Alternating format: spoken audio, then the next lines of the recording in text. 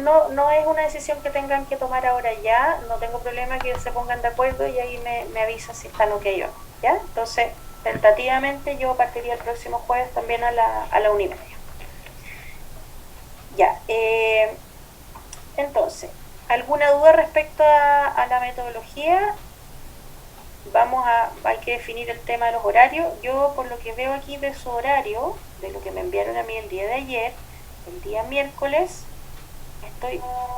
yo empiezo el curso integrado en la tarde y después tienen, justo después de esta clase, tienen una clase de urgencia y trauma entre las 17 y las 20 horas. ¿Ya? Ah, eso nosotros ahora ya no la vamos a tener porque antes como éramos dos secciones, una era el miércoles y la otra el jueves, pero con el doctor decidimos hacer solo la sección del miércoles, así que ya no vamos a tener la clase el jueves. Así que después de usted creo que quedaríamos libres. Buenísimo, ya. Entonces, el día miércoles hacemos nuestra sección teórica, que también podríamos partir un poquitito antes, creo yo, para que aprovechemos más, porque la hora y media me parece que es poquito. Y el día jueves partimos antes y nos desocupamos antes, bien, ¿ya? Pero a lo que voy es que a veces pasa que la discusión puede alargarse y otras veces no se alarga tanto. Entonces, yo creo que es bueno tener plazo hasta las 16:45 y si terminamos antes, bien, ¿ya? Mientras, si ustedes vienen con la clase bien preparada, la discusión es mucho más fluida. Y la idea es que la preparemos para que le saquemos provecho a esto, ¿ok? Porque no es el objetivo de este curso hacerles una clase teórica de ningún tema, sino que el objetivo de este curso es discutir cómo vamos a tomar las decisiones clínicas, ¿ok? ¿Estamos de acuerdo? Sí, doctora. Miren, yo les tengo unas páginas, se las voy mostrando en la pantalla, que las subí hoy día a la plataforma, pero vamos a ir haciendo unos ejercicios como de búsqueda de información y de cómo vamos a analizar los casos. Entonces, este es un tema que yo elegí, que es para dar un ejemplo de la discusión, ¿ya? Que es la trombosis venosa profunda, ¿ya? Igual lo vamos a estudiar, igual les voy a mandar una tarea que vamos a discutir la próxima clase. Entonces, la próxima clase vamos a hacer la discusión que supuestamente vamos a hacer los jueves, la vamos a hacer la próxima clase el miércoles un ratito, y después vamos a entrar en otro tema, ¿ok? Entonces, el tema es trombosis venosa profunda. Deme un segundito. Deme un segundito.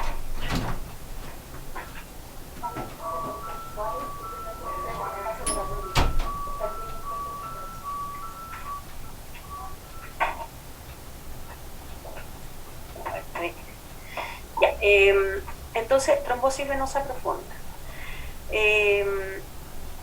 Entonces, la idea es que ustedes, sobre trombosis venosa profunda, si es un tema que ustedes no han tenido clases todavía, empiecen una búsqueda.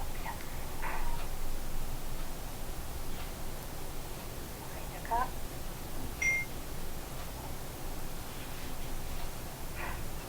Ya, ¿conocen esta revista, el New England? Sí. ¿Sí? Pero no la está mostrando, doctora. ¿No la conocen? No la está mostrando. Ya, ¿y cómo no la están qué, perdón? ¿No la estoy mostrando? No está mostrando. Ya, espera. Acá está. Ya, ¿ahí la ven? ¿No, tampoco? No, doctora. El que está compartiendo el PPT solamente. Solo el PPT. ¿Y no puedo compartir el escritorio entero? Bueno, entonces hagamos esto.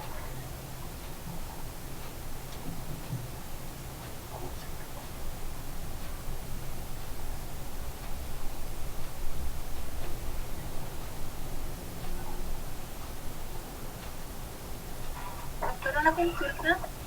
Dígame. ¿Esta clase la va a enviar? Sí, el PTT lo voy a enviar. Pero lo que quiero es conversar con ustedes porque esta es una clase introductoria, o sea, después las clases las vamos a ir directo a una presentación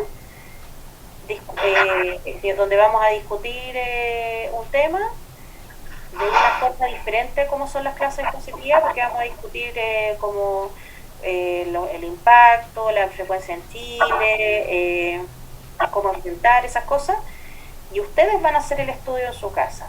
Y después yo les voy a presentar un caso clínico y vamos a analizar el caso clínico, ¿ya? Y para poder analizar el caso clínico ustedes tienen que saber del tema que estamos hablando.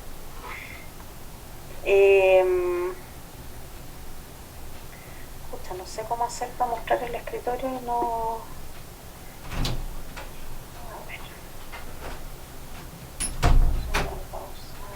A ver. Doctora, cuando puso compartir pantalla, le debería aparecer el escritorio ahí está, y el PPT. Ahí está. Ya, ¿ahora lo ven? ¿O tampoco? Sí, ahora sí, ya. Ya, este es el New England. Yo entiendo que de la universidad tienen acceso a esta revista, ¿no es cierto? ¿O han tratado alguna vez de acceder a alguna revista desde la biblioteca de la universidad? Yo sí, pero esta nunca la he visto. Ya, mira, el New England Journal es una revista que es de todo tipo de temas, pero el fuerte es medicina interna, es una revista de Estados Unidos. A mí personalmente me gusta mucho porque tiene hartos reviews que son, por ejemplo, muchas revisiones sistemáticas sobre un tema, entonces te puede dar así como, bueno, aportar en conocimiento, decir, mira, esto, lo que se hace en esta enfermedad es tal cosa, ¿ya? Y la gracia que tiene es que yo les voy a mostrar aquí un trabajo súper específico, porque la idea no es que ustedes me hablen sobre la cosa súper detallada, yo quiero que hablen como de cosas generales. Pero si ustedes quieren, por ejemplo, ahondar sobre un aspecto de lo que vamos a discutir, pueden recurrir a datos de esta revista, pueden leer el abstract y ver si el abstract sabe lo que es, ¿no es cierto? Sí, el resumen, sí. Es el resumen del trabajo. Entonces pueden leer el abstract que está aquí y ver si este trabajo les interesa leerlo o no y les sirve para lo que ustedes que están estudiando. Entonces, por ejemplo, vamos a hablar de TBP y aquí hay un trabajo sobre la compresión neumática ya para la tromboprofilaxis, o sea, como la compresión neumática, porque hay ciertos pacientes que tienen riesgo de TBP, pero que no podemos darle profilaxis con heparina, entonces una opción es darle compresión neumática, ¿ya? ¿Sabes lo que es la compresión neumática? ¿Lo han escuchado? No, yo no. Ya. La compresión neumática son como unas vendas que se ponen en las piernas, que son como que se inflan y están conectadas como a un motorcito y se inflan y desinflan. Entonces, ¿qué es lo que hacen? Como que imitan un poquito el movimiento de las venas, de las válvulas de las venas, ¿ya? Entonces disminuyen la probabilidad de hacer eventos trombóticos, ¿ya? Y no es superior a tener un paciente con profilaxis con heparina o con algún anticoagulante oral, pero es superior a no tenerlos con nada, ¿ok? Entonces aquí en este paper hablan sobre eso, porque eso que yo le estoy diciendo no viene de la nada, sino que viene de un trabajo que hizo un grupo de personas que dijo que era en los pacientes críticos era ventajoso usar la compresión neumática intermitente en aquellos pacientes que no podían usar tromboprofilaxis, ¿ya? Entonces, si a ustedes les interesa y quieren ahondar en el tema, pueden recurrir a esta revista para eso, y además tiene todo el tema de los reviews, que son súper buenos si es que es un tema que ustedes, de los que estemos discutiendo. Ya, eso es una opción. La otra opción, ¿están viendo? Sí, doctora. Ya. La otra opción son los podcasts, que ahora están súper de moda. súper de moda porque antes los podcasts eran así como de temas más periodísticos y ahora toda la comunidad científica y sobre todo los médicos están recurriendo mucho a los podcasts, ¿ya? Este es un podcast de un grupo de cirujanos vasculares chilenos que hicieron temas de cirugía vascular y entre los varios temas que tienen acá está trombosis venosa. Ya. Entonces la gracia de esto, que yo lo encuentro súper interesante, es que tú lo puedes poner, por ejemplo, cuando te vas camino a la universidad o bueno, en tu casa, bueno, en este caso ya no estamos saliendo, pero en tu casa lo puedes escuchar mientras estás haciendo otra cosa, estás cocinando o no sé, o te fuiste a dibujar cualquier cosa y estás escuchando el podcast, ¿ya? Entonces como una forma amigable, y los podcasts, la gracia que tienen que es una conversación, no es una persona haciéndote una clase, sino que es una conversación amena donde van apareciendo datos importantes y tips sobre cómo enfrentar una enfermedad, o el especialista te va dando así como su experiencia con distintos pacientes, cosas que a veces incluso ni siquiera salen en los libros, ¿ya? Entonces es una forma entretenida.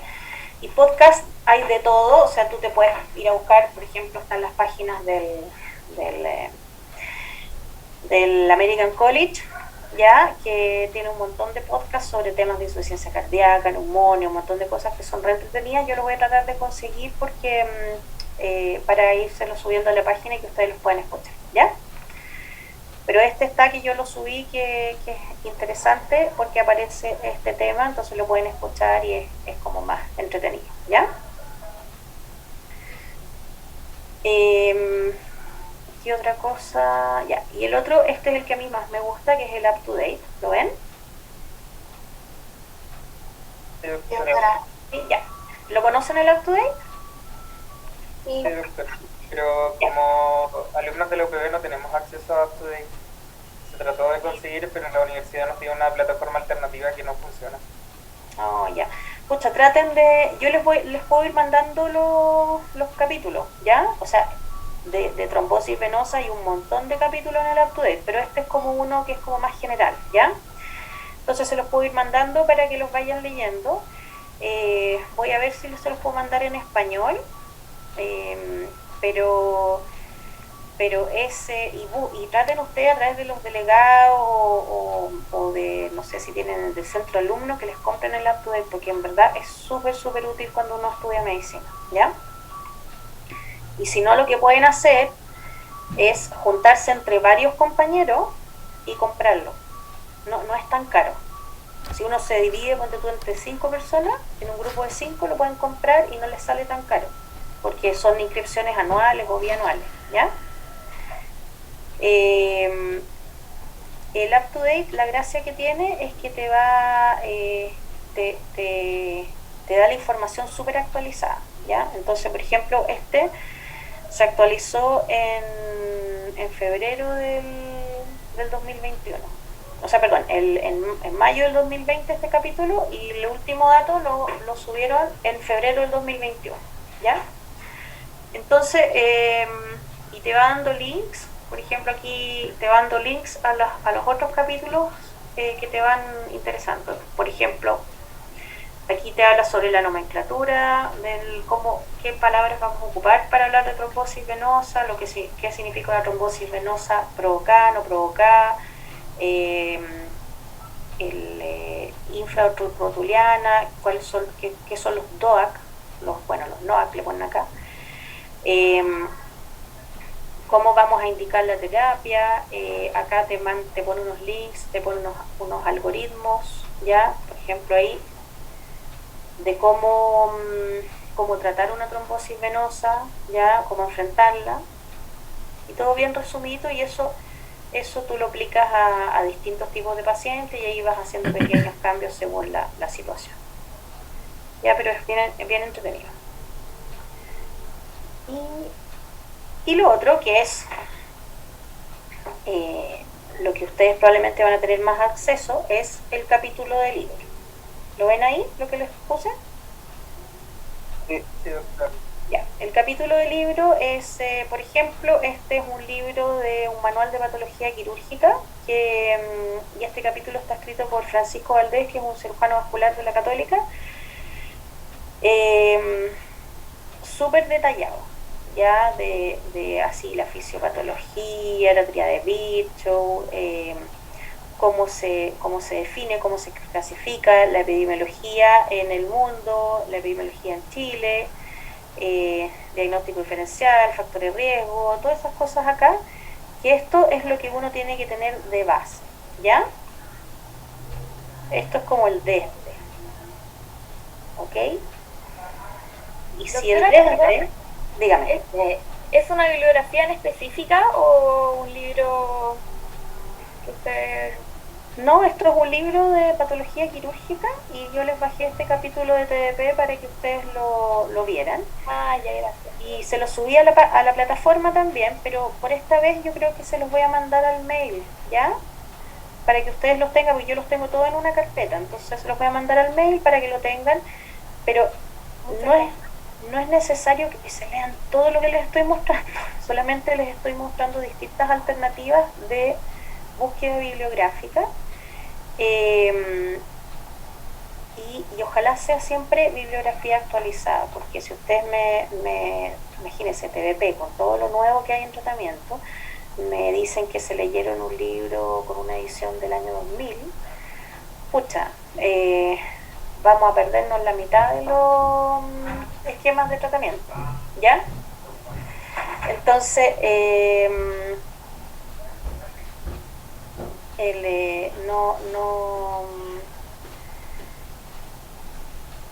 o sea, no es necesario, porque además que van a perder mucho tiempo que se lo lean todo, pero sí es necesario que ustedes sepan acceder y si ustedes quieren, y yo probablemente les vaya a incluir en cada tarea una pregunta así como un extra, pueden ahondar en algún tema. Entonces, por ejemplo, cuando les mostré el paper New England que decía compresión neumática intermitente, entonces ustedes van aquí como a la parte general y donde dice tratamiento. Entonces, el tratamiento va a aparecer dentro de las diferentes opciones compresión neumática intermitente. Entonces, ustedes van a decir, pucha, ¿qué es eso? ¿Cuándo lo usamos? ¿Quiénes lo usan? Y todo. Entonces ahí van, si quieren ahondar en el tema, van a buscar el estudio sobre compresión neumática intermitente, que dice que con ciertos pacientes de ciertas características se vio que la compresión neumática era más ventajosa que ¿cómo se llama? Que hacer que dejarlos sin nada a los pacientes, ¿ok?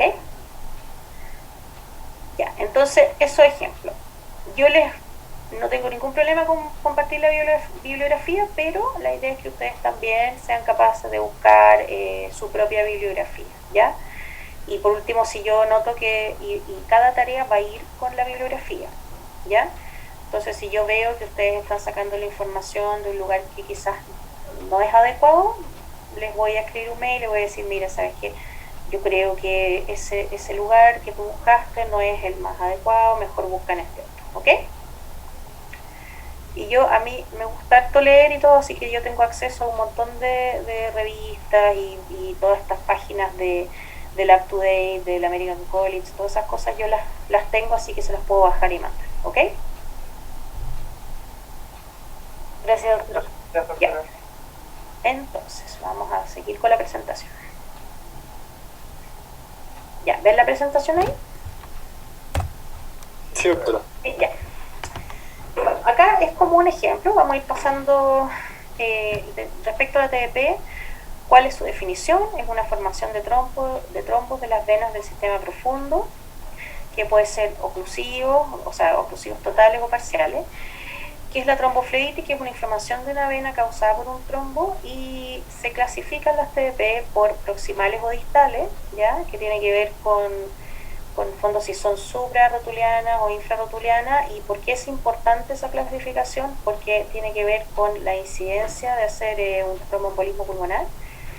Se clasifica por su causa, si es una TDP hereditaria o adquirida.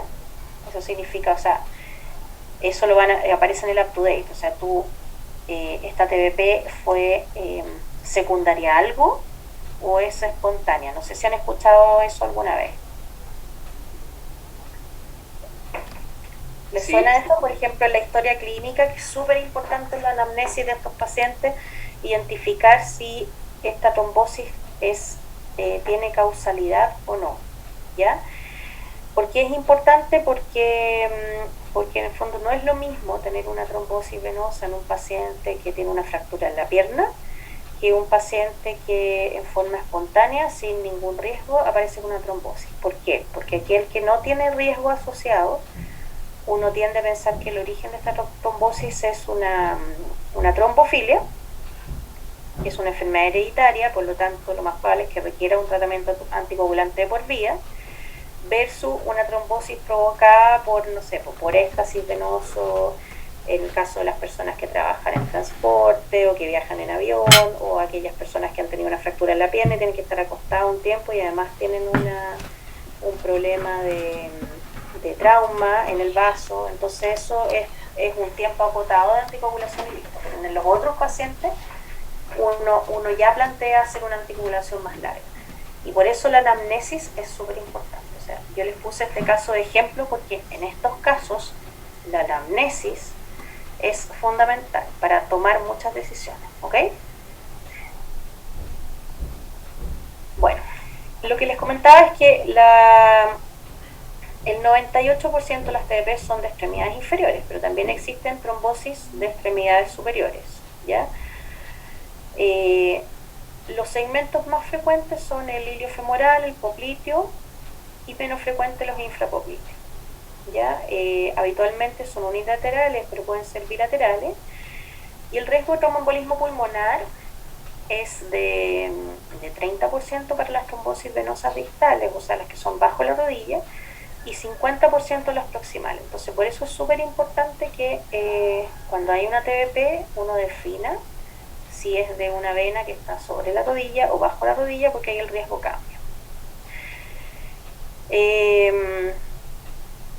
Simultáneamente, sobre todo en aquellos pacientes que son politraumatizados, puede haber una trombosis ¿cómo se llama?, de suprarrotuliana e infrarrotuliana. Existen factores de riesgo como enfermedad varicosa, traumatismo, trastorno de coagulabilidad, embarazo, ¿ya? Y existe el síndrome que se llama postflevítico, que ocurre en 50-60% de los pacientes, que es por daño ya de las válvulas, se produce una insuficiencia venosa crónica.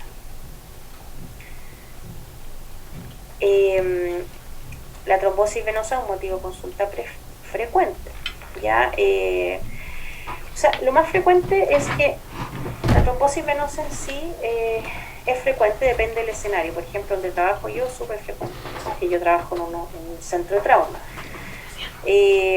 O en aquellos, por ejemplo, en las salas de hospitalizados de neurología, o en las salas de geriatría, donde hay pacientes que están postrados, en los lugares donde hay los servicios de fisiatría y neurorehabilitación, donde hay pacientes que están con lesiones medulares y además tienen otros tipos de trauma.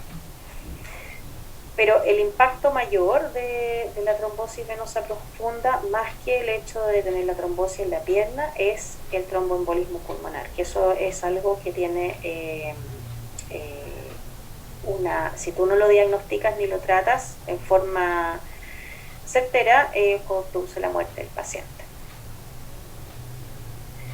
Ya, entonces, ese es como un ejemplo de introducción. La idea es que eso sea como algo cortito y que ustedes me vayan aportando datos. Si ustedes se fijan, es muy cortito. Bueno, esta fue extremadamente corta por el tema del tiempo, pero es muy cortito lo que vamos a discutir. A mí lo que me importa es saber de lo que estamos hablando, me importa saber como visualizar el problema respecto a su frecuencia, los grupos de riesgo, ¿cómo se llama?, la mortalidad, la morbilidad, la hospitalización, todas esas cosas, el impacto en el fondo de la enfermedad, y por qué consultan los pacientes respecto a esta enfermedad y también a qué nivel consultan. O sea, yo les menciono que esto es mucho más frecuente en unidades de hospitalización, en los pacientes oncológicos, por ejemplo. Estas son patologías que se ven en ciertos grupos más. Y después vamos a hacer el análisis del caso, ¿ya? Entonces, en este caso tenemos un ejemplo de un paciente de 35 años, obeso y fumador, sin otros antecedentes, que trabaja de transportista y consulta por aumento de volumen en extremidad inferior derecha de 48 horas de evolución, ¿ya? Eso es como un caso tipo que es frecuente, ¿ya? De esto, ¿ustedes tienen una idea de algo sobre trombosis venosa o es un tema que es primera vez que lo están viendo? No, sí, por lo menos la Serena hemos visto clases, tenemos una noción. Ya. Entonces, ¿qué les llama la atención de este caso, así como les prende la ampolleta respecto al tema que estamos viendo? El hecho de que sea obeso, fumador y que trabaje como transportista. Ya, o sea, esos son datos súper importantes. ¿Y por qué? ¿Qué tienen los obesos, fumadores y transportistas? Transportistas que están mucho tiempo sentados. O sea, ahí se llama estasia venosa, ¿ya? Y el obeso y el fumador, ¿cómo se relacionan? El fumador le da daños crónicos a las válvulas. Ya, o sea, tú dices que por fumador se generan daños, ¿dónde?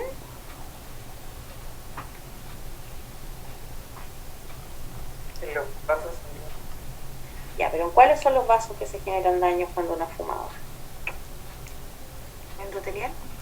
Genera daños en la pared vascular, ¿o no? Claro, pero ¿de cuál vaso? ¿De la vena o de la arteria? ¿Es más arterial el daño a los fumadores?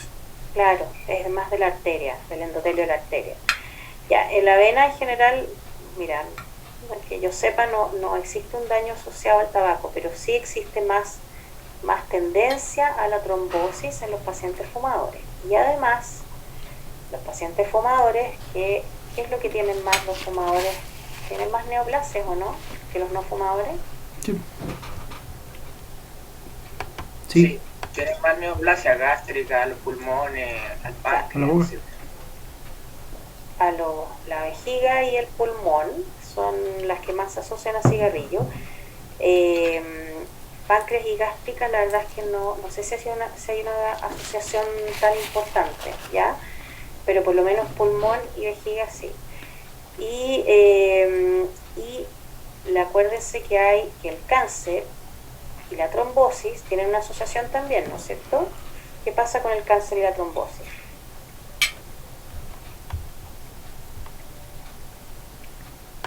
Hipercoagulabilidad, ¿o no? O sea, hay más enfermedad tromboembólica en los pacientes oncológicos. ¿Ya? ¿Y hay algún tipo de cáncer que a usted le suene que se asocie mucho a enfermedad tromboembólica? ¿O son todos iguales? ¿Qué cáncer? Muy bien. Si lo saben, no importa, si en el fondo estamos haciendo un ejemplo tipo de discusión.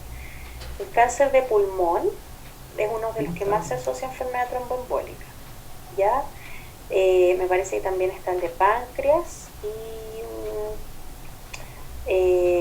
me parece que esos dos son los más frecuentes. Vamos a ver para la próxima clase cuáles son los más frecuentes, pero en el fondo existe un grupo de cáncer que son los que más se asocian a enfermedad tromboembólica. Doctora, ¿Sí? ¿y eso es por algún motivo o solamente es prevalencia? Es una asociación, sí. No sé si hay una explicación fisiopatológica para eso, pero lo que sí se sabe es que en general el paciente oncológico tiene más, es más trombogénico, ¿ya? Tiene más tendencia a la hipercoagulabilidad. ¿Ya? Y este paciente consulta por un aumento de volumen de extremidad inferior derecha de 48 horas de evolución, ¿ya? Si hay un aumento, ¿qué caracteriza el aumento de volumen de la TBP? A diferencia de un edema por una insuficiencia cardíaca o un edema secundario a una hipoalbuminemia o a una... ¿Cómo? ¿Hay dolor en la extremidad?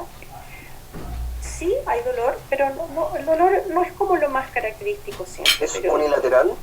unilateral, Sí. ¿ya? Es un edema, a diferencia del edema que nosotros vemos en insuficiencia cardíaca, en el síndrome nefrótico o en otras causas de edema, los pacientes insuficientes renales. Este es un edema que es unilateral. ¿Y es siempre unilateral? La mayoría de las veces, como dijo delante, que si La está afectada mayoría, una sí. pierna o no. Muy bien, la mayoría de las veces es unilateral, pero podría ser bilateral, ¿ya? Y el edema secundario a insuficiencia cardíaca siempre es bilateral.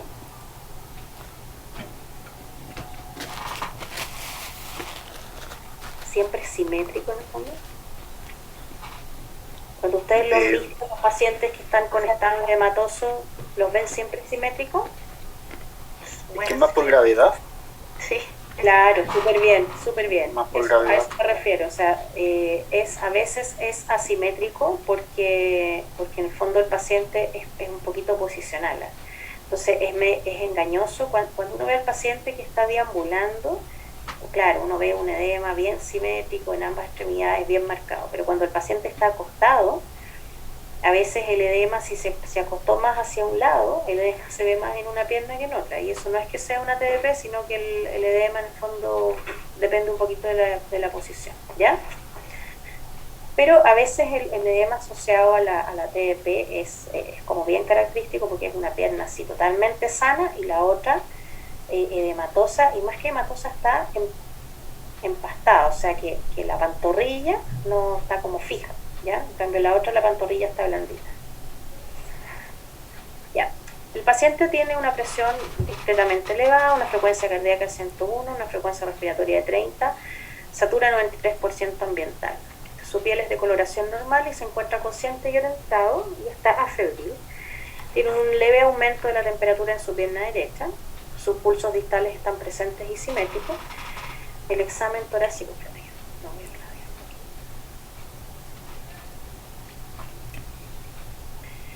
está normal, el examen abdominal está normal y la extremidad inferior izquierda tiene un aumento de volumen doloroso en la palpación, está aumentada la temperatura y tiene un signo de Homans positivo. ¿Qué significa el signo de Homans positivo?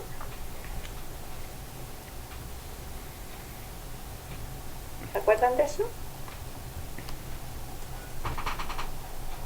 Creo que era cuando se elevaba la pierna y se apretaba la pantorrilla y dolía. Cuando tú flexionas el pie, se aprieta la pantorrilla y produce dolor. Claro. Y se comprime el trayecto venoso del muslo que el paciente refiere a dolor y a veces se ve un trayecto así como eritematoso. Entonces en esta foto, ahí son varias fotos diferentes de trombosis, ahí se ve la diferencia del diámetro entre una pierna y otra en un paciente de pie. Se puede ver un poquito eritematoso, se ve se puede ver un trayecto enrojecido y esa pierna que está abajo es una flegmasia, que significa que la trombosis es tan severa y tan extensa que produce compresión del territorio arterial, ¿ya? ¿Han escuchado eso alguna vez, la flegmasia cerulea dolens? Me suena. No, yo no. ¿Nunca lo habían escuchado? Ya, es cuando, mira, es bastante infrecuente, pero es cuando una trombosis venosa es tan extensa y produce tanto edema que acuérdense que estos son territorios que están cerrados y están debajo de la fascia, ¿ya? Cuando es profundo están debajo de los paquetes musculares, entonces están entre los paquetes musculares y como están debajo de la fascia producen mucho edema y se produce como un síndrome compartimental, ¿ya? Y termina comprimiendo el territorio arterial, entonces produce una trombosis venosa asociada a una isquemia de la pierna, entonces una pierna fría, con mal llene capilar y además tremendamente edematosa, ¿ya? Bueno, preguntas al público. ¿Qué es lo que le podría estar ocurriendo en la pierna a este paciente? Bueno, estamos viendo trombosis, así que es una trombosis venosa profunda. ¿Y qué otras cosas podrían ser? ¿Cuál sería como el diagnóstico diferencial? Esa es la pregunta. Una enfermedad arterial de la extremidad. Ya, una enfermedad arterial oclusiva. Ya, ¿y cuál sería como la diferencia de una trombosis venosa y una enfermedad arterial oclusiva? calor. La temperatura. La trombosis venosa es más El- calor, a no ser que sea una flegmasia, pero la flegmasia es súper infrecuente y se ve una pierna gigante. ¿Y la enfermedad arterial oclusiva, cómo está la pierna? Fría, carece de los signos de Celso. Muy bien, está fría, ya. ¿Y qué otra cosa tiene la pierna de la enfermedad arterial oclusiva a diferencia de la pierna de trombosis venosa? La ausencia de pulsos. La ausencia de pulso, muy bien. Y si es un paciente diabético, que tiene todas las arterias tapadas y tiene puras colaterales, le vas a palpar los pulsos. ¿Puede ser la necrosis? Ya, pero ahí es como más tardía eso. Pero hay otros signos, como por ejemplo bueno, la temperatura de la pierna, la ausencia de pulso y el dolor. El dolor de la enfermedad arterial oclusiva es intensísimo y el de la TBP puede no ser tan molesto, ¿ya? Puede molestar, un poquito de dolor, pero no es un dolor horrible de una pierna que está en isquemia, ¿ya? ¿Pueden los pacientes hacer TBPs asintomáticas? Sí. ¿Sí? ¿Todos dicen que sí? ¿O hay alguien que no esté de acuerdo? No tengo idea.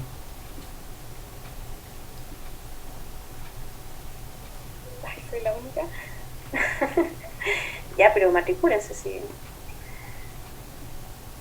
Yo igual creo que puede ser sintomático. Sí, o sea, hay un porcentaje que es aproximadamente como un 30% de los universos de las TBP que son hallazgos, ¿ya? Y son asintomáticas. La mayoría de las veces son TBPs pequeñas, ¿ya? Y en esos casos la decisión de anticoagular va a depender de las circunstancias, los factores de riesgo que tenga el paciente, etc. ¿Ya? ¿Qué diagnóstico diferencial existe? Ya lo conversamos. ¿Y qué factores de riesgo tiene el paciente para presentar una TBP, el paciente que vimos? Pues ya lo discutimos eso, ¿no es cierto? Dijimos que el paciente era obeso, que fumaba y que era transportista. ¿Y qué otros factores de riesgo conocen ustedes? Por ejemplo, si está con enfermedad renal en daño nefrótico, muy puede bien. estar ¿Sí? protrombótico, porque pierde las proteínas de la población. Ya, ¿y cuál es la que pierde? Ya que me está hablando de síndrome nefrótico.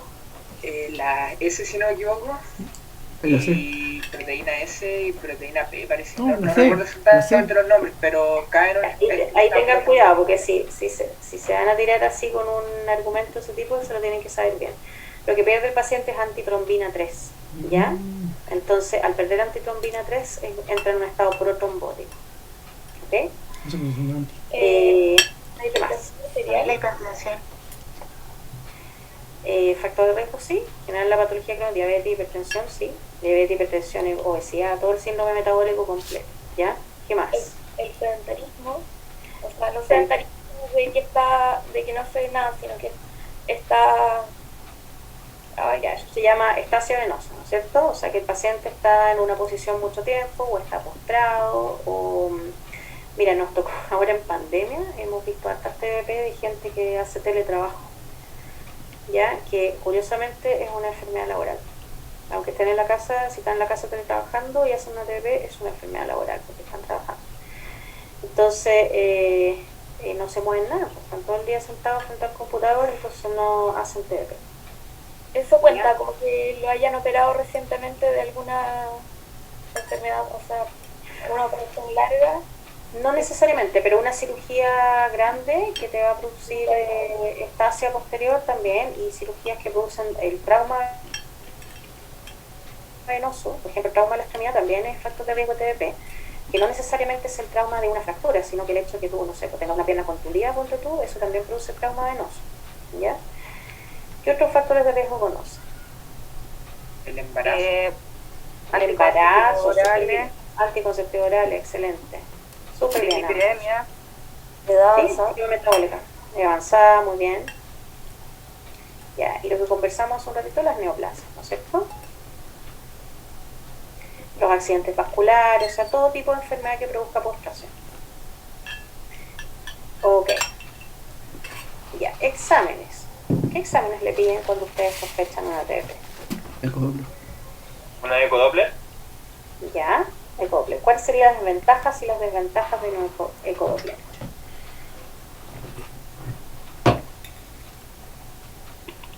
es de fácil acceso, pero también Una ventaja, ¿ya?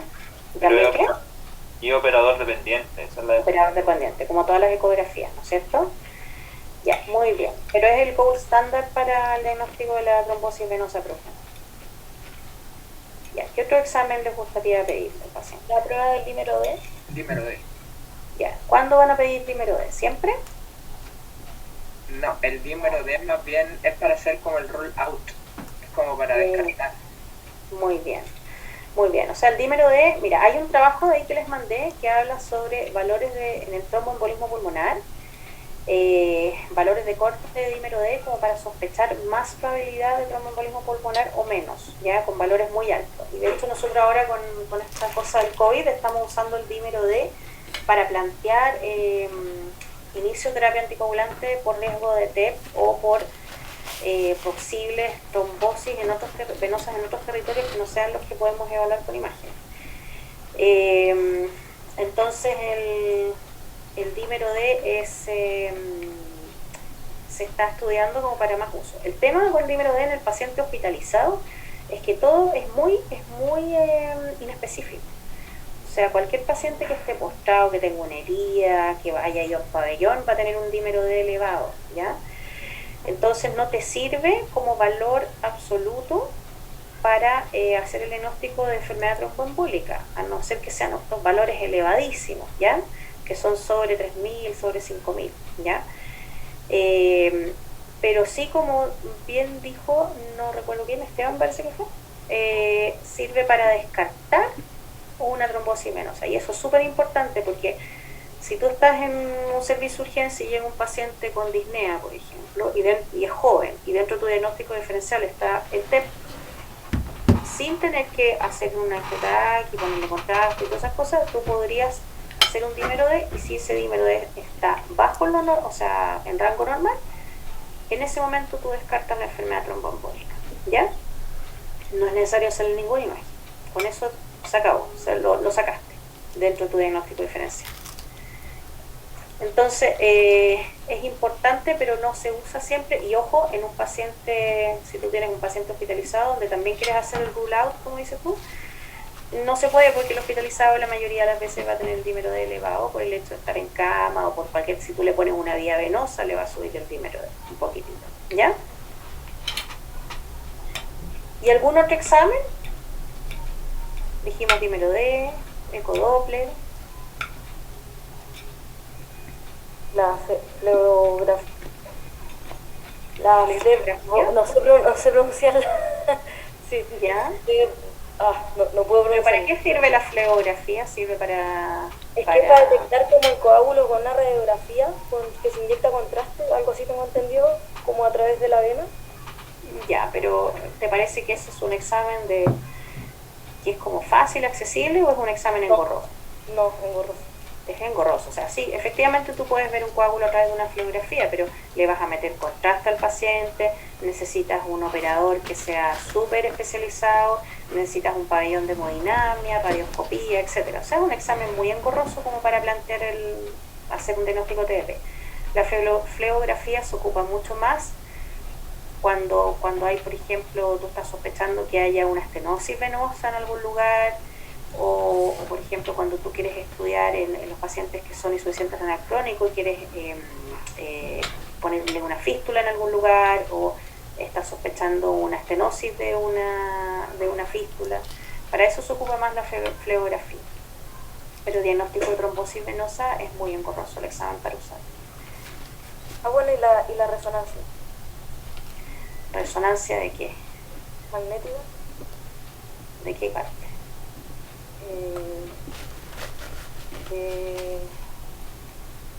O sea, directo de la extremidad, no. No, que yo sepa, no se ocupa la resonancia para diagnóstico de TDP. A no ser ¿Un que angiotac? el angiotac sí se puede usar, con fase venosa. Sí, y de hecho es bien sensible, pero también es un examen que quizás... ¿qué es lo que hacen, por ejemplo, en los radiólogos? Es que cuando tú sospechas un TEP, porque el paciente tiene síntomas respiratorios, le solicitan un angiotac con protocolo de TEP, que se llama. Entonces, ¿qué significa eso? Que le ponen contraste en el territorio pulmonar y además le hacen una fase de contraste venoso hasta el músculo, ¿ya?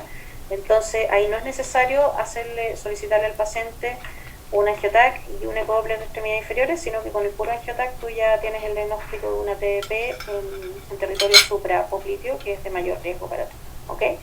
Y si además tú dices, bueno, vamos a mirarle las piernas, ¿ya? Ahí tú puedes complementar con un ecodoppler de extremidades inferiores.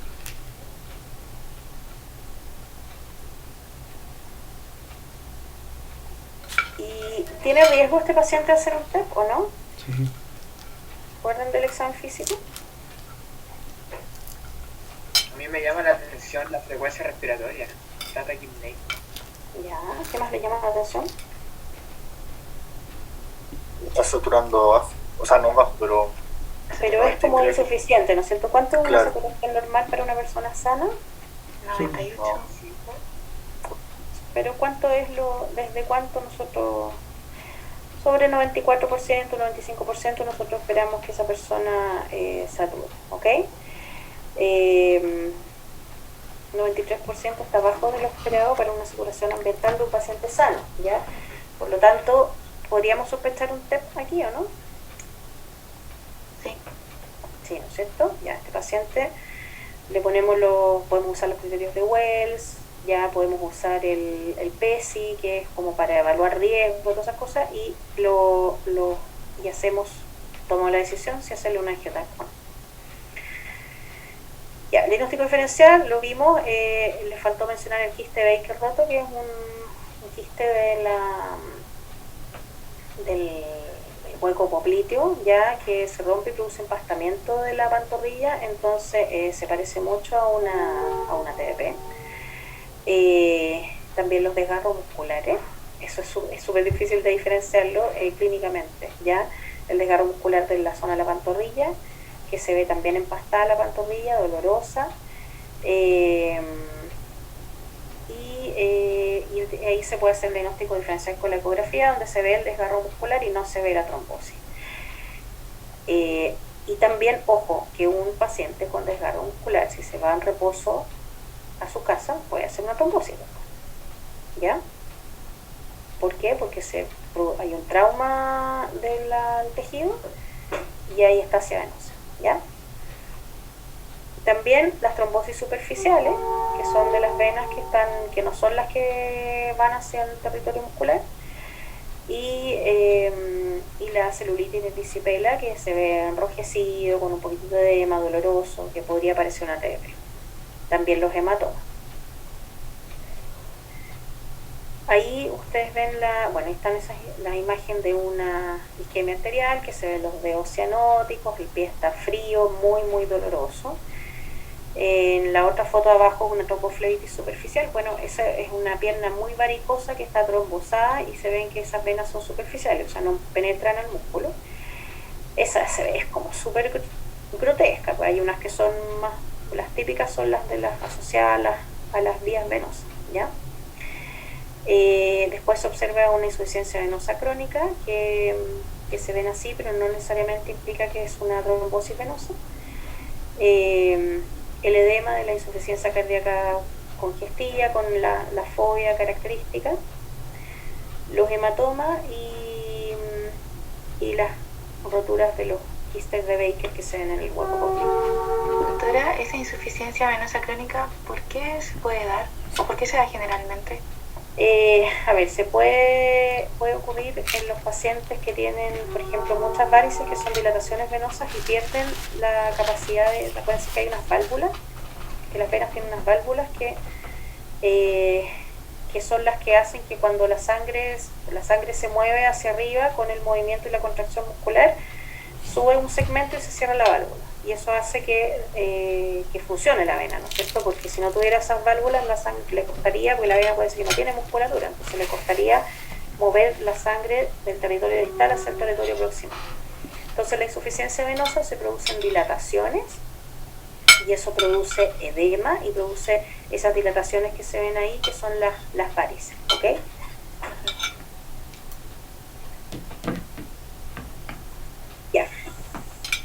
los factores de riesgo asociados a la trombosis venosa los conversamos, antecedentes de previo de avanzada, cáncer, ya pulmón, páncreas, colorectal, riñón y próstata son los que más se asocian a trombosis venosa.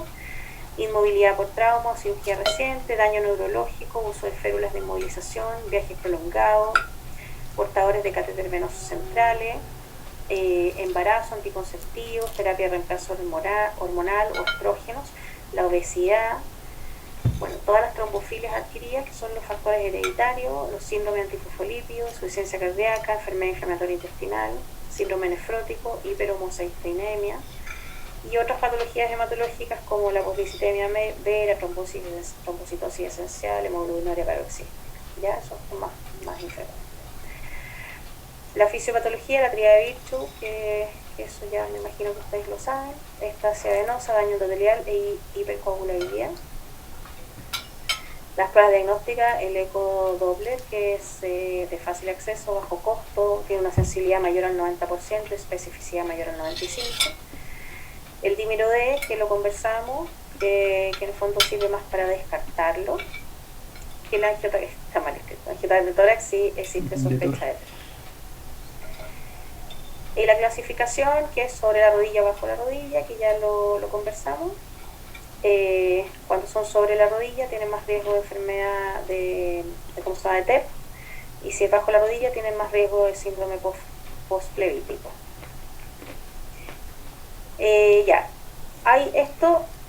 Hay millones de algoritmos diagnósticos para TDP, hay unos que incluyen solamente Doppler, dímero D, pero en el fondo es como para ordenar un poquito la cosa de si la sospecha diagnóstica es alta según el score de Wells, me voy directo al ecodoppler. Si la sospecha diagnóstica es baja, pido el dímero D, y si el dímero D es negativo ya se me acabó mi algoritmo, no tiene nada. Si el dímero D es positivo, hago un ecodoppler. Si el ecodoppler es normal, no tiene TDP. Si el ecodoppler es positivo, le parto tratamiento. Si mi score de Wells me dio más alto, le hago un ecodoppler. Si es normal, después le pido el dímero D, esto es al revés. Y si el dímero D es positivo, repito el ecodoppler. ¿Ya? Esto es uno de los tantos algoritmos de diagnóstico y tratamiento, así que no tienen que aprendérselo de memoria, sino que entender el concepto de cuándo tener un alto índice de sospecha y cuándo ya descartarlo de forma definitiva. Bueno, en este paciente se hizo un ecodoppler que estaba positivo para trombosis femoropoplítea. ¿Ya? Eso es una trombosis alta o baja.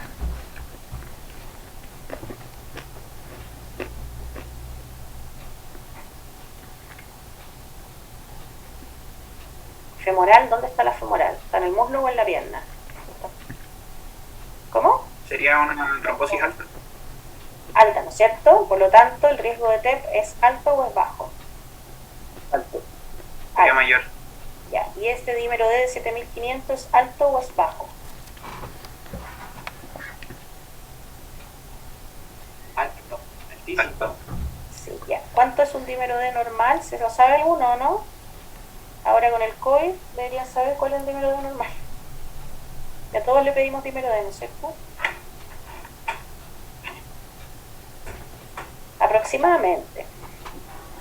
Como bajo 500. Eso se considera un dímero D normal porque depende de la edad.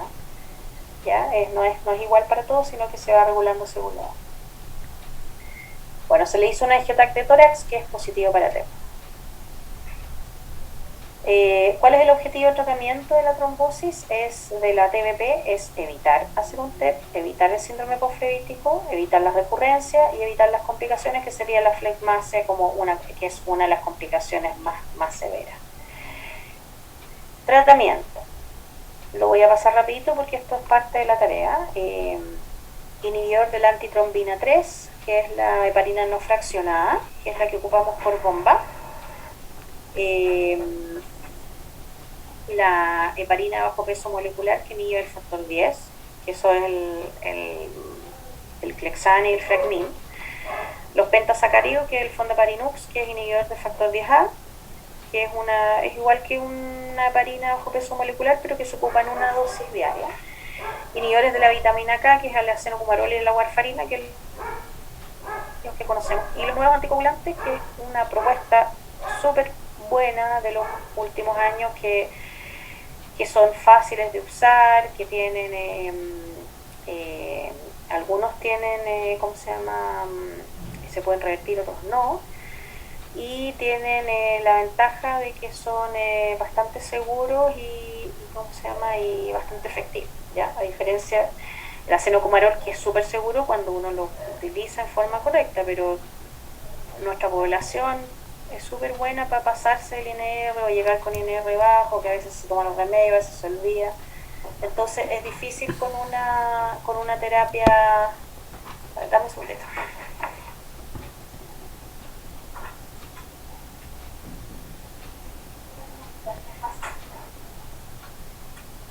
Es difícil con una terapia que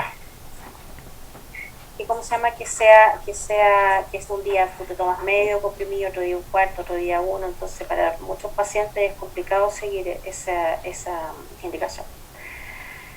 ¿Qué aspectos vamos a considerar para iniciar el tratamiento? Esto es una trombosis provocada o no, si la localización y la extensión de la TBP, si se sospecha o no trombofilia, porque de eso va a depender si vamos a dar un tratamiento por unos meses o vamos a plantear un tratamiento a largo plazo, y si se asocia o no a TEP. Habitualmente los TEP antiguamente los tratábamos un año completo, ahora la verdad es que depende de la magnitud del TEP y de las recurrencias y todas esas cosas, cada vez lo estamos planteando tratamientos más acotados. Y de las contraindicaciones, porque no todo paciente puede iniciar una terapia anticoagulante. ¿En qué paciente se les ocurre a ustedes que estaría contraindicado o que por lo menos le vamos a dar una vuelta antes de plantear una terapia anticoagulante? Paciente politraumatizado. Ya, un politraumatizado, sí. Paciente con antecedentes de enfermedades de coagulación, como por ejemplo hemofílico, etcétera. Claro, muy bien, o sea, de una discrasia sanguínea. Ya, ¿qué más? ¿A un accidente vascular con transformación hemorrágica ustedes lo anticoagularían? No. No, yo tampoco. No, ¿no es cierto? O por lo menos no en forma inmediata, quizás lo pensaría bien y lo reevaluaría más adelante. Una trombosis de seno venoso en un paciente con TEC.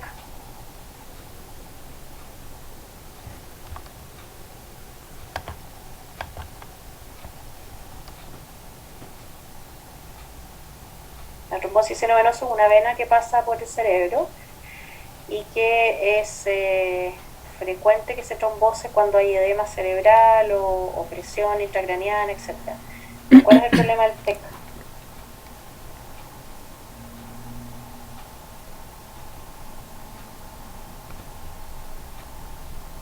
¿Qué le ocurre al cerebro cuando hay un TEC? ¿Se inflama? ¿Qué más? Edema. Ya, eso es lo mismo que inflamarse. ¿Se comprime? La presión Ya. intracraniana. Sí, es todo lo mismo. ¿Qué más? ¿Puede haber una hemorragia?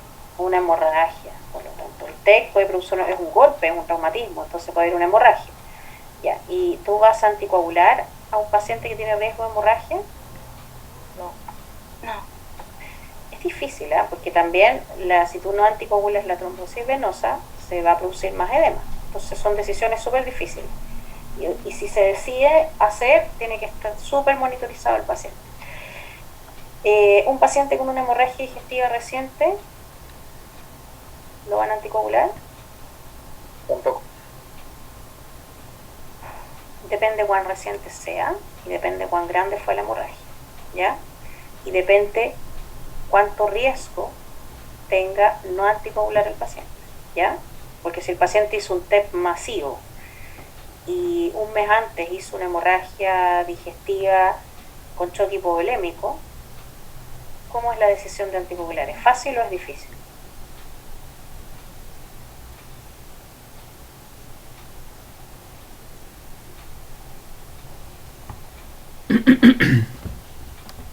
Es difícil, pero la verdad.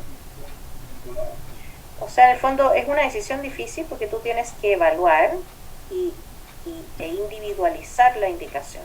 Porque en el fondo, si tú tienes un paciente que tuvo una hemorragia digestiva asociada a choque hipovolémico, eso es una hemorragia masiva. Por lo tanto, es un evento mayor de sangrado. ¿Ya?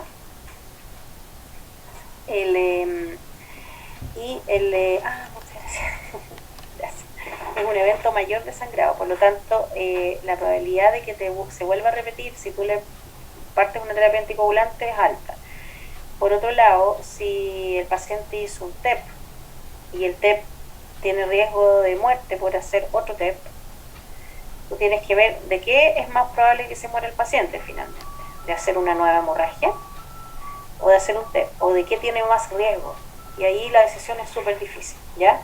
Pero puede ocurrir, una vez se ve enfrentado a situaciones así. Distinto es, por ejemplo, un paciente que tenga una hemorragia masiva de ¿cómo se llama? Una hemorragia digestiva con choque hipovolémico, o sea, un sangrado mayor, y una trombosis venosa de la tibial posterior, ¿ya? O sea, es una trombosis venosa de bajo riesgo, ¿ya? Por lo tanto, ahí lo más probable es que mi decisión sea anticoagular o no anticoagular. No anticoagular, porque el riesgo de que el paciente vuelva a sangrar y se muera por sangrado es mayor, ¿ya? Por lo tanto, por eso vamos a discutir casos clínicos, porque si yo les digo trombosis venosa profunda igual anticoagular siempre, eso es lo que ustedes, esa es la idea de esto, o sea, que no se queden con que esto se hace siempre de esta forma, esto siempre es anticoagular, sino que entiendan que existen matices y que existen riesgos, y para eso existen scores y un montón de cosas para definir cuándo vamos a decidir por ciertas opciones de terapia y cuándo vamos a decidir por otras opciones de terapia, ¿ya? Las contraindicaciones de la anticoagulación hay absolutas y relativas. Incluso a veces las absolutas son discutibles en ciertos casos, ¿ok? Pero entender que hay situaciones absolutas y relativas, y las relativas significa que va a depender de cómo yo individualizo al paciente, ¿ok? Entonces, para eso ustedes tienen que saber cuáles son las absolutas, cuáles son las relativas, cuáles son los riesgos de anticoagular, etc. ¿Cuál es la probabilidad de sangrado? Cuando tú vas a empezar una terapia, ¿cuál es la probabilidad de que sangre con heparina? ¿Cuál es la probabilidad de que sangre con Xarelto? ¿Cuál es la probabilidad de que sangre con acenogumarol? ¿Cuál de estos medicamentos son reversibles y cuáles no? ¿Ok? Todas esas cosas son importantes. Ya, respecto a la prevención, sabiendo ya cuáles son los factores de riesgo, vamos a tratar de prevenir aquellos que se puedan modificar. Obviamente la persona que tiene una trombofilia no puede modificar, pero la gente que tiene trombofilia, por ejemplo, cuando se sube a un avión, se pone, no sé si ustedes han escuchado eso, se pone una inyección de una heparina bajo peso, que el efecto le dura 12 horas, ¿ya? Entonces ahí están haciendo la prevención de enfermedad tromboembólica. Si una paciente hace una trombosis venosa usando anticonceptivos orales, lo más probable es que tenga algún tipo de trombofilia más leve, por ejemplo el déficit de proteína C o proteína S, y además tú le sumaste la acción de los anticonceptivos, ¿ya? Entonces tienes dos factores que se suman a la probabilidad de hacer una trombosis.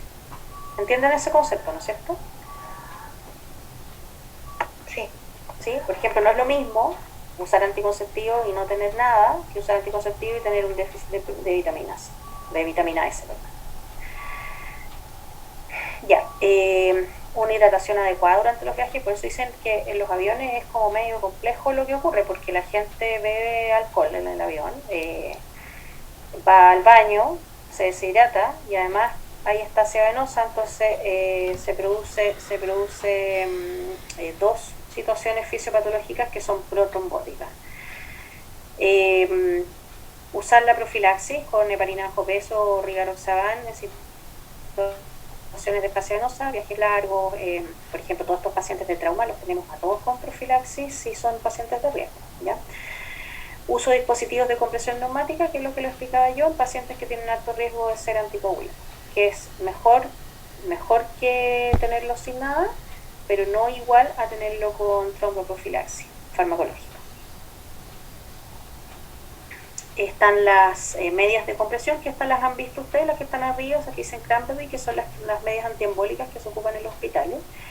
Además están las de abajo, que son las que se ocupan para insuficiencia venosa, que son como unos calcetines que te aprietan harto la pantorrilla, y eso sirven para disminuirla, o sea, para ayudarle a las venas a subir la sangre venosa hacia proximal. Y las otras son las compresiones neumáticas, que son como unas dispositivos que se inflan y se desinflan y que van con ese motorcito que se ponen en los pies de la camilla. Ya. Y esta es su tarea, que se la voy a mandar por mail, ¿ok? Entonces, muchas de estas cosas las conversamos acá. Y la idea es que se leanse el capítulo de trombosis venosa profunda, y con eso ya tienen para completar el 90% de la tarea, ¿ok? ¿Tienen alguna duda? Y por favor, la tarea de 2 planas, letra tamaño 12 a 14 del tipo de letra que ustedes prefieran,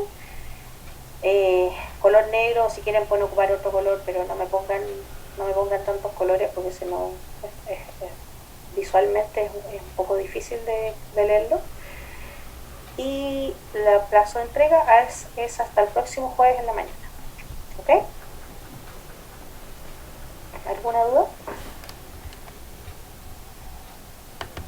Disculpe, profe. Profe, Dale, no. profe, ¿los capítulos los va a enviar a usted? Sí, yo se los envío ahora por mail a todos, ¿ok? El día en la tarde, porque todavía estoy en el hospital, cuando llegue a mi casa me siento con calma y les mando todo. Gracias. Y les voy a mandar la clase también, ¿ok? Pero la clase la tengo que subir, las voy a mandar por Drive, o no sé, veamos si aquí al lunes tienen acceso a la plataforma, porque ahí ya está la clase subida, ¿ya? Ahí me dicen ustedes, si quieren se las mando por Drive antes, como ustedes prefieran. Y la bibliografía se las mando al tiro a sus correos. Doctora, una consulta. ¿Qué fuente prefiere o da lo mismo? Mira, yo les recomendé, a mí, como les dije, me gusta harto la UpToDate, porque... No, me refiero a la fuente de la letra, a la letra perdón. La letra es, no, ocupen la que ustedes quieran, pero no traten de ocupar las más frecuentes, ¿no? Ya. Lo único que les pido es que no me manden una cuestión llena de colores y de distintos tipos de letras y todo, porque de verdad a veces cuando uno tiene que corregir una tarea es un poco incómodo. Pero sí, o sea, le pueden poner los títulos subrayados con otro color, no hay problema, pero no que hayan millones de colores, ¿ya? Y respecto a la fuente, ocupen la que a ustedes les guste ocupar, pero tampoco, esto no es un poema, es una tarea de un caso clínico, entonces tampoco es necesario que tenga tanto adorno, ¿ok? ¿Alguna otra duda? Profe, ¿hasta qué hora ¿Y el tenemos? doctor, la tarea se le envía? ¿A usted cada uno se la envía o a través de los delegados se le hace llegar todas de una? Como ustedes prefieran. El año pasado la mandaban a través del delegado, pero yo no sé si es muy incómodo para el delegado estar recibiendo los correos de todos y esperar que todos manden su tarea para poder enviarla. Pónganse de acuerdo ustedes, lo importante es que las tareas estén antes de la fecha límite, porque después si me las mandan fuera de plazo ya partimos corrigiendo con un puntaje menor.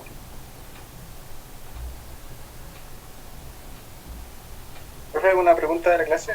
Sí, dígame. La trombosis de extremidades superiores tiene alto riesgo para TEP o bajo. ¿De extremidades superiores? No, en general el riesgo es bajo, pero depende de otras cosas. Depende de cómo se llama, del tamaño del trombo, depende de si está cerca de las grandes venas del cuello, ¿ya? O sea, no es solo la posición, sino que el tamaño, o sea, hay más factores que a considerar. Igual las trombosis de los brazos son súper infrecuentes, a no ser que la paciente tenga alguna compresión o un opérculo torácico, que no sé si han escuchado hablar del opérculo torácico, que es una costilla adicional que comprime un poco toda que puede llegar a comprimir las venas de la subclavia y la salida de la cefálica y eso. Hay un trabajo que tengo que es de las trombosis de extremidad superior. Si quieren se los mando y lo revisamos en la próxima clase.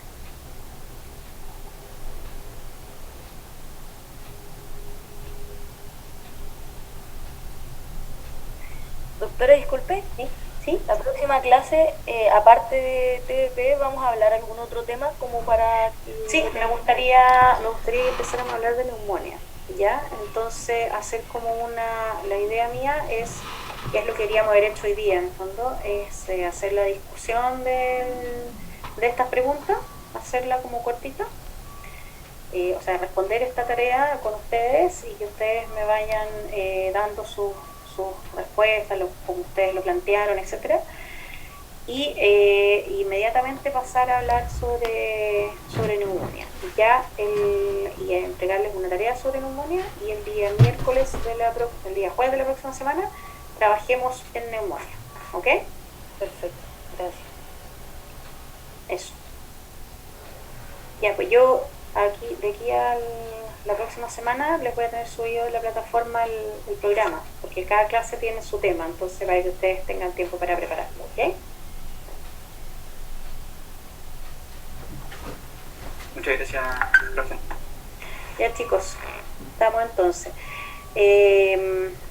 Les mando la información a través de voy a tratar de mandárselo a los mails de cada uno, y después les voy a mandar las info a través de los mails de los delegados, ¿ok?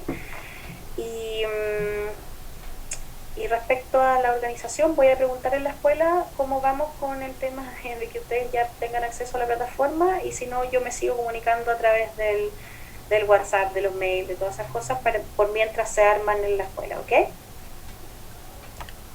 Muchas gracias, doctora. Ya, pues. Muchas gracias, que esté bien. Muchas gracias, hasta luego. Gracias, doctora. Chao. Gracias, doctora. Chao, gracias. Doctora, Gracias. chao.